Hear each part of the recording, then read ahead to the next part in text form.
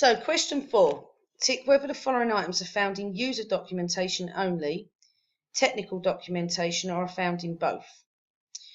Right, so what I'm going to do is I'm going to explain user documentation and technical documentation. Let's start with technical documentation. So technical documentation would be documentation that computer experts would understand.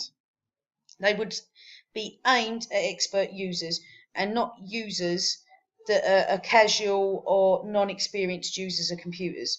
So someone who works with computers regularly, such as a network manager, a systems analyst, for example, would use technical documentation because there would be words, charts, and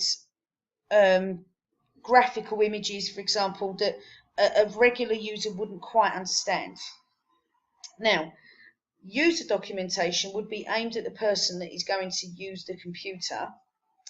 That would not be an expert user, for example. I mean, they could be an experienced user of a computer, but they wouldn't be somebody who works with whose job would be in computers, for example. So it wouldn't be the network manager, wouldn't be anybody of that nature. It may be someone who would be using a computer on a regular basis, such as possibly an accountant who's bought a new software package and wants, spreadsheet package that, and they want to understand how to use it. So the user documentation may be aimed at them. So they wouldn't contain. It wouldn't contain necessarily any technical jargon that they wouldn't understand. It would contain quite, simple things that they would do on a regular basis. Okay. Obviously, there's going to be one thing here that's going to be for both.